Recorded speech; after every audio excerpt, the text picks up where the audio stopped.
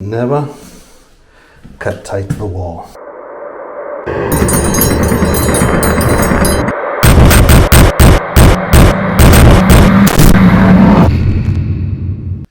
Okay, so it's Monday morning. I'm back on the job, and Friday I got the rest of the Dietrich heat mat down so I can continue with the plank when you're flooring. transitioning from tile to carpet. I just laid out a few tiles to continue on to this room here. And I've got all that crap in there that's in my way, and so anyway, so to make sure that you stay straight and true with the tile in there, a laser level really helps. I don't know if you can see the line down there on the wall.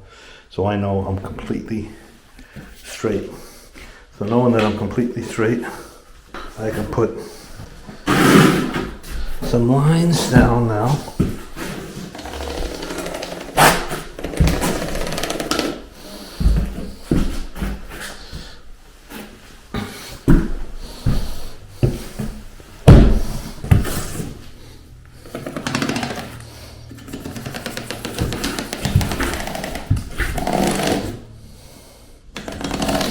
So these lines will now be my reference when I start cementing down, and I can put the laser away. I'm not going to need it anymore. So I'm going to make some tin set, cut some tiling, and get going. So I've been complaining about the room I have in this bathroom all this time because everything's so crowded. But there's another important rule about room for movement. Anytime you're installing tile, always leave room for movement. Never cut tight to the wall. Always leave perimeter expansion, room for movement. Now these tiles here aren't cemented down, they're just cut in. So, but I left room all the way around so the tile can move. These are cemented down. There's room over there, it's about 1/4 inch. And under the radiator, I don't know if you can see it, there's room under the radiator. And I will leave room over here and anywhere the tile meets an immovable object. So don't forget to leave room for the tile to move. So that's not just the tile. The tile will move a little bit because it does, and like anything else, it's susceptible to heat. It doesn't move a lot, but if you consider a 64th of an inch over 20 feet, how much does that add up to? And if there's nowhere for the tile to expand, the one thing it's going to do is go up. And if you're wondering whether that's true or not, go on YouTube, type in tenting tile, and look at the results. All those results of tiles popping and tenting is because no room for movement was left. So don't forget, leave room for movement. If you want to know what the exact rule is, go online, look up ANSI EJ171. Okay, so I got all this down. I just got to add one piece here. I've already got that cut right there. Just gonna put that one piece in. Then I'm gonna put some tiles in to just hold the clips in place. And I'm gonna move over here. Finish this over here, and then maybe add another row over here, or a couple of rows over here. Okay, so I got a fair bit done, but I'm kind of like work myself into corners again. So this is as far as I can go for today, but I got a good chunk of it done. So here we go. This area over here done. I got another row of tile down here, and I got all this done. Then I was kind of in a corner, and I didn't want to have to walk on the tile, keep on walking on the tile, so I stopped over there. That's as far as I can step. So tomorrow I'll probably get most of whatever's left done, because I've only got this area over here, this, and this over here. I'm not going to be able to go all the way down there, probably get like another 2 or 3 rows, and then, but I'll be able to get all this rest of this done. So we'll see how it goes tomorrow. Okay, so I'm back. I cleaned everything up, moved stuff around again to make room so that I can work a little bit more comfortably. So I got it all cleaned up, so I figured I'd let you see what it looks like all cleaned up. So this is what I got left to do. This, that, and that. That's all I got left. And this is the floor.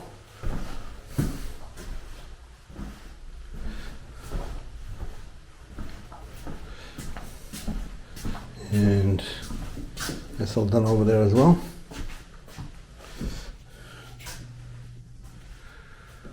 So now I'm gonna set up my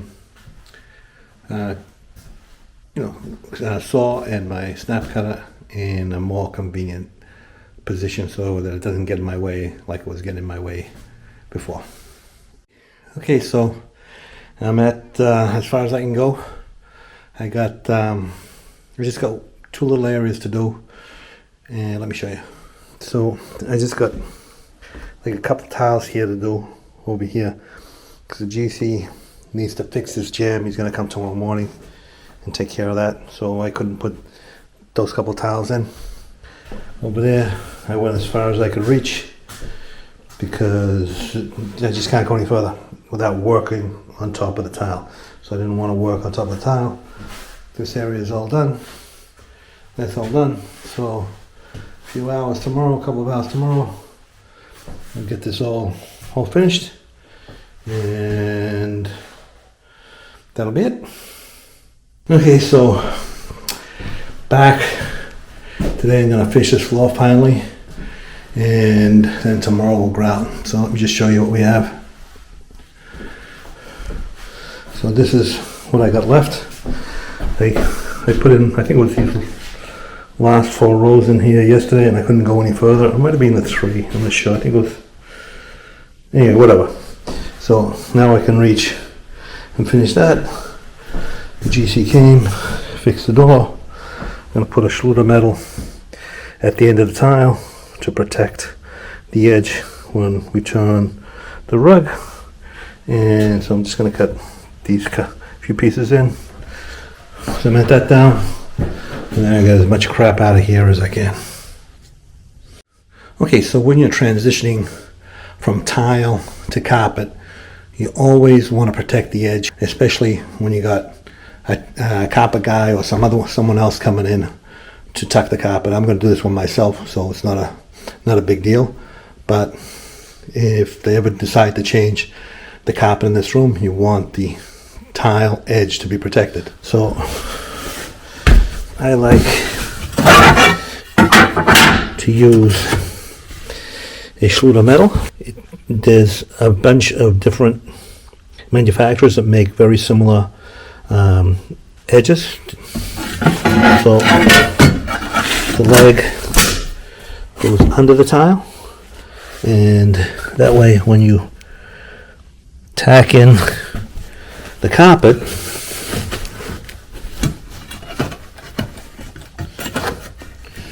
it'll look nice and clean, and you won't chip your tile. So you want the top of that edge to be flush with the tile. So this tile here is 3/8 of an inch, but my edge, my metal is a 1/2 inch. And the reason you do that is because you're going to have thin set under there, and you're going to struggle to try and keep the top of the tile even with the top of the edge, because you got thin set and it's going to build it up. So if you get on these large format tiles, if you get a 1/2 inch metal instead of the 3/8 inch, which matches the tile exactly, you're going to be much more easily able to get that edge to be exactly right. If it's smaller tiles, then no, use the right size, the same size as the tile. But for larger format tiles where you have a thick notch trowel underneath, you want to use a metal that's slightly deeper than the tile. So for anyone wondering, this is tile.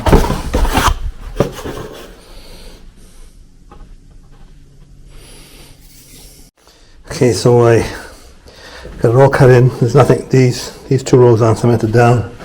Those last 4 rows aren't cemented down, but I got it all cut in. And I'm going to mix some thinset and finish this job up. And then clean up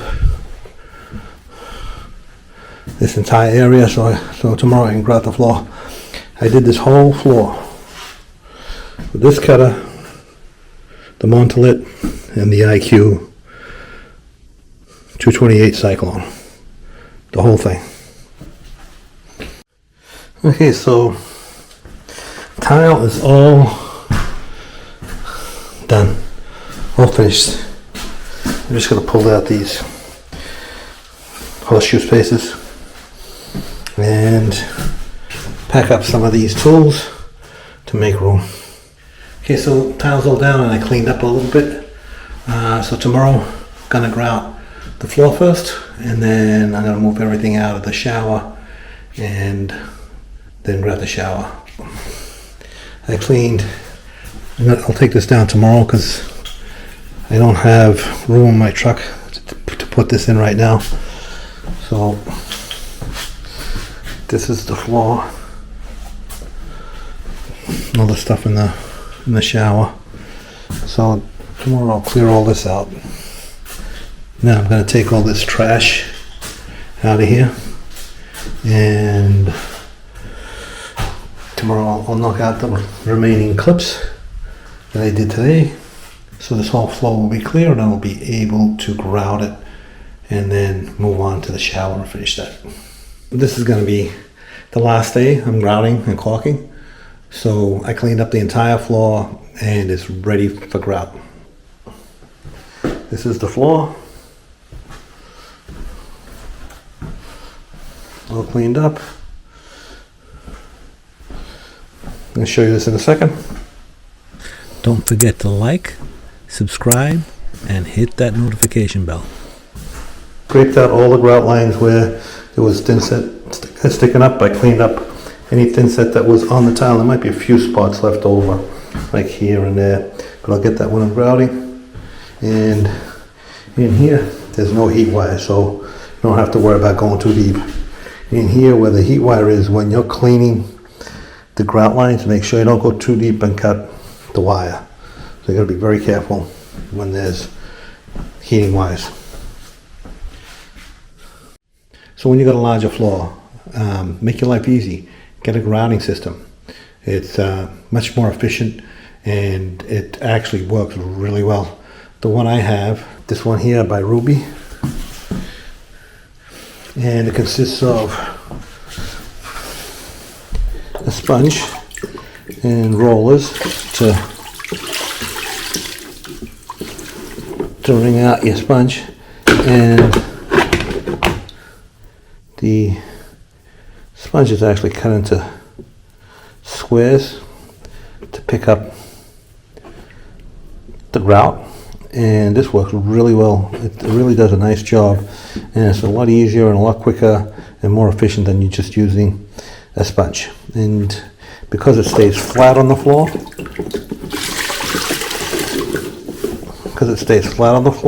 it gives you nice clean lines. Whereas this one here, it's not always flat, and you get corners that might dig in. So employ one of these systems here. I'll put a link in the description. Okay, so it's all grouted, washed twice. Still a little wet in here. This is the second wash in here.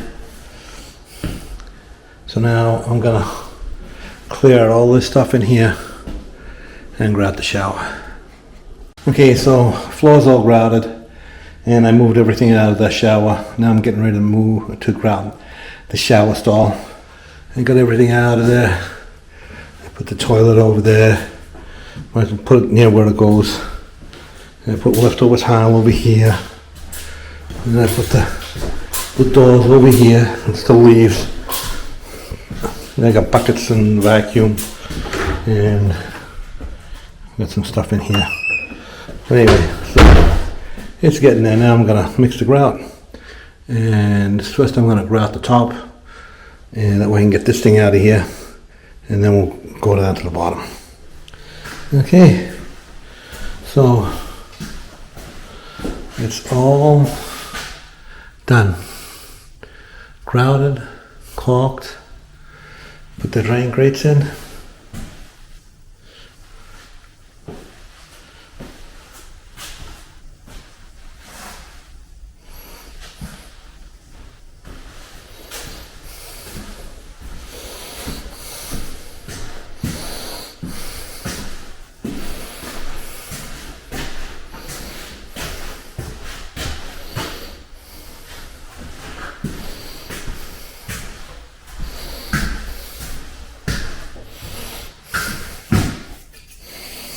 So yeah,